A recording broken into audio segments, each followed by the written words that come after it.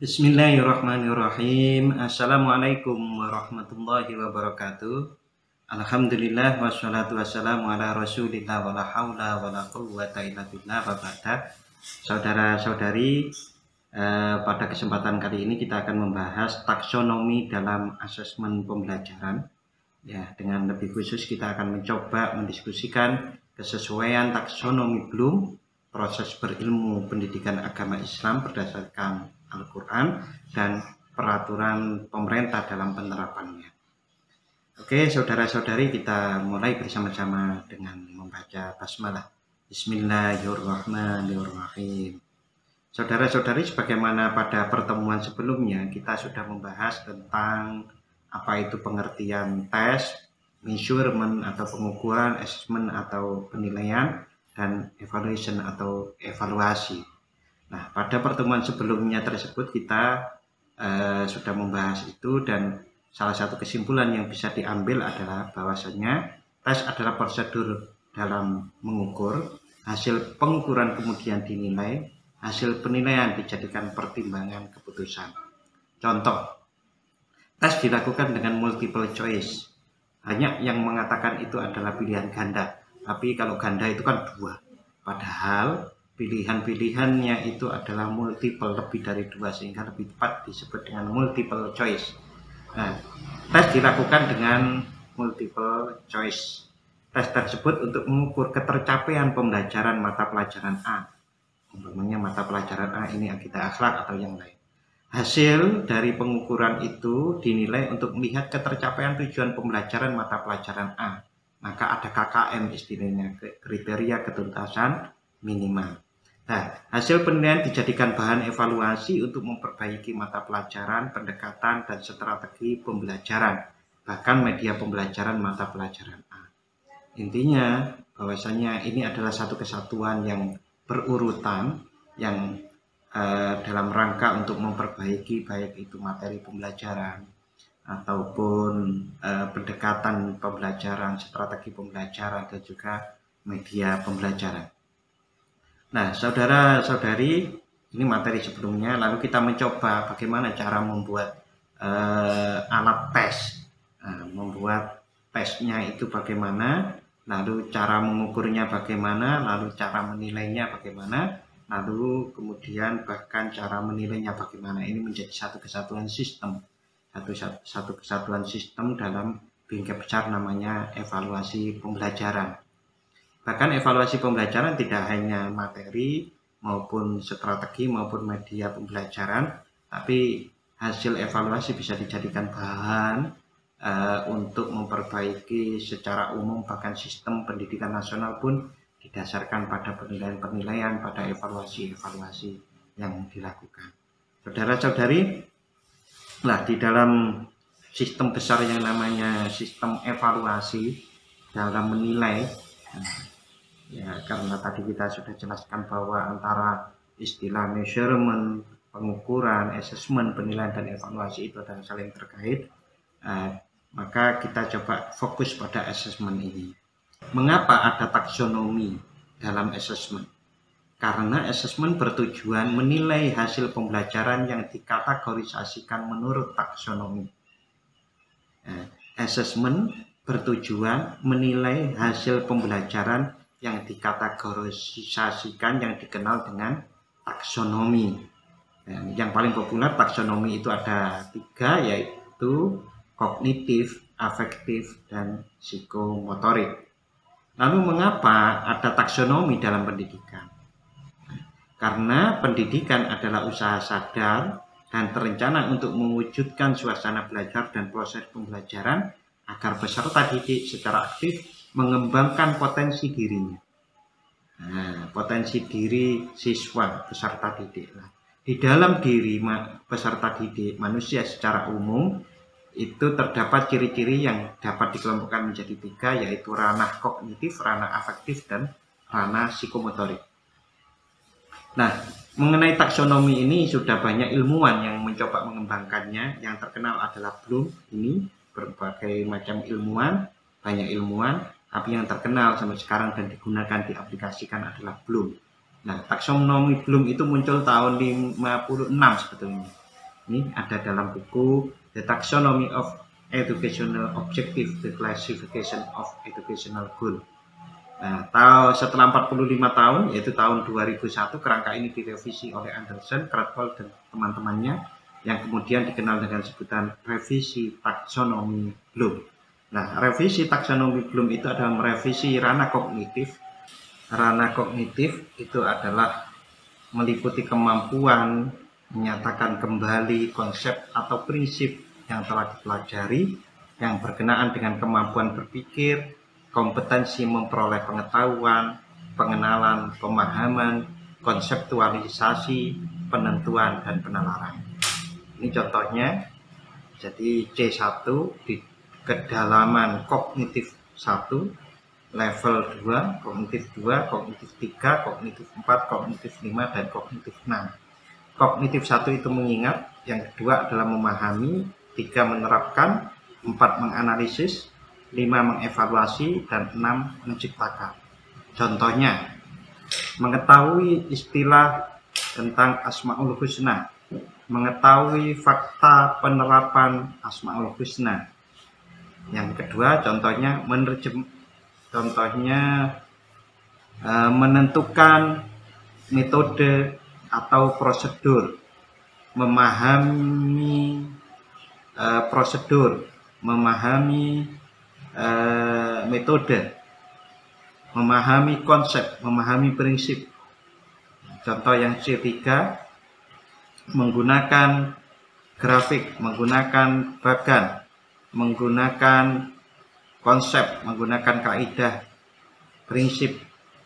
Ini yang C4 itu mengenali kesalahan atau memberikan, misalnya mengenali kesalahan fakta, menganalisis fakta, dan seterusnya.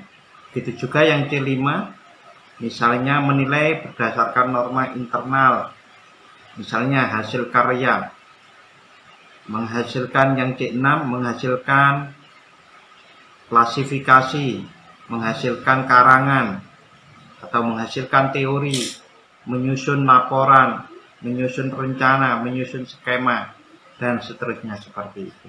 Dan kata kerja yang bisa digunakan ini meliputi ini ada mengenali, seperti mengetahui, menemukanali fakta, istilah, aturan, urutan, metode, mengingat kembali fakta, mengingat kembali aturan, mengingat kembali urutan, mengingat kembali metode, dan seterusnya seperti itu. Contoh yang ini, memahami, menjelaskan prinsip, menjelaskan kaidah, mengartikan kaidah, menginterpretasikan prinsip, dan seterusnya seperti itu. Ini untuk kognitif dengan kedalamannya, mengingat, memahami, menerapkan, menganalisis, mengevaluasi, menciptakan. Artinya kata kerja dengan memahami ini mempunyai turunan-turunan yang seperti ini, menerapkan mempunyai turunan seperti ini, menganalisis juga turunannya sebanyak. Saudara-saudari, selanjutnya untuk ranah afektif adalah ranah yang berhubungan dengan sikap, nilai, perasaan, emosi, serta derajat penerimaan atau penolakan suatu objek dalam kegiatan belajar mengajar. Contoh, menerima kesadaran, menerima kemauan, menunjukkan, ya, menerima itu diantaranya turunannya adalah menunjukkan kesadaran, menunjukkan kemauan, menunjukkan perhatian, atau misalnya mengakui perbedaan, mengakui kepentingan, dan seterusnya. Bisa juga nanti diterapkan umpamanya dengan kata kerja, menanyakan tentang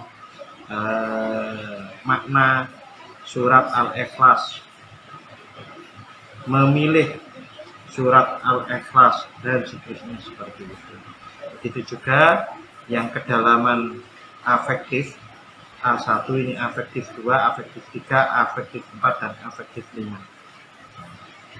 Pokoknya yang sini karakterisasi menurut nilai, bertindak sesuai kepercayaan diri, bertindak disiplin, menyatakan kepercayaan.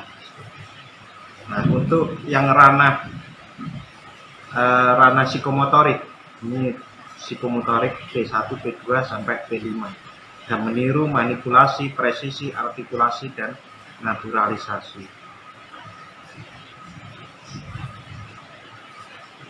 Menafsirkan, meniru itu di antara turunannya adalah menafsirkan rangsangan atau stimulus, kepekaan terhadap rangsangan, menyalin perilaku, mengikuti perilaku, mereplikasi perilaku.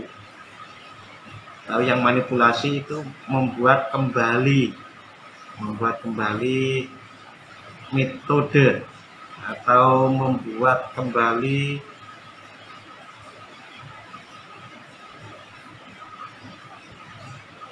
manipulasi itu menyiapkan diri secara fisik. Misalnya membuat kembali perilaku sholat, membuat kembali perilaku jujur, melakukan perilaku jujur, dan seterusnya seperti itu. Begitu juga seterusnya untuk level-level psikomotorik sampai ini. Oke, contoh di dalam RPP yang sudah dibuat, ini RPP saya ambil dari RPP Akita Akhlak dari link ini. Sini tuh kompetensinya adalah 1. Menghayati kebenaran dan kebesaran Allah melalui Asmaul Husna, Al-Afu, Ar-Razak, Al-Malik, Al-Hasib, Al-Hadi, Al-Khaliq, dan Al-Hakim. Yang kedua di sini kompetensinya adalah mengamalkan keluhuran. Jadi kalau taksonomi ini adalah sikap, yang ini psikomotorik, yang ini kognitif. Menyajikan hasil analisis, ini juga kognitif. Nah, tujuan pembelajarannya berdasarkan kompetensi ini, maka di sini tujuannya adalah mengimani kebenaran dan kebesaran Allah yang terkandung dalam Asmaul Husna. Mengimani ini berarti turunan dari kompetensi menghayati kebenaran. Membentuk pendapat yang mendukung kebenaran dan kebesaran Allah dalam Asmaul Husna. Ini turunan dari menganalisis makna. Membiasakan diri dengan sikap. Nah, ini berarti turunan dari mengamalkan keluhuran budi, dan seterusnya seperti itu. Saudara-saudari, sebagaimana tadi diungkapkan bahwasanya mengapa ada taksonomi dalam asesmen, karena tujuan pembelajaran dikategorisasikan menurut taksonomi yang meliputi kognitif, afektif, dan psikomotorik. Sesungguhnya asesmen adalah untuk menilai dari ketercapaian tujuan pembelajaran. Lalu kemudian taksonomi Bloom, apakah itu relevan dengan PAI, dengan pendidikan agama Islam? Nah, di dalam ayat-ayat Al-Quran, seorang ulama yang namanya At-Tirmidzi ini mengkategorikan bahwa aktivitas berpikir di dalam Al-Quran berbeda dengan kognitif ternyata, karena aktivitas berpikir di dalam Al-Quran itu nadhara, namanya ada di dalam Quran surat 88 ayat 17. Ini mengetahui dengan indera dan pikiran. Lalu fakkaro, dabbaro, aqola, zakaro, fahima, faqiha, dan alima atau ulama. Artinya kalau aktivitas berpikir ini dijadikan sebagai sebagai taksonomi tersendiri yang berdasarkan Al-Quran, mungkin jadinya seperti itu.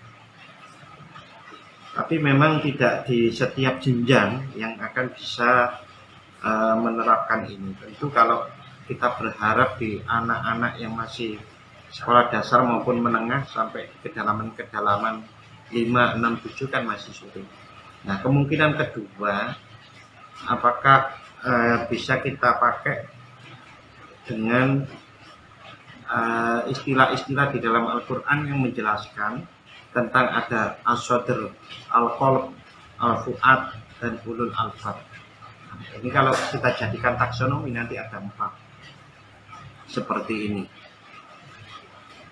Nah, Kalau dihubungkan dengan ayat yang lain tentang nafsu dan akal, itu kemungkinannya diagramnya seperti ini.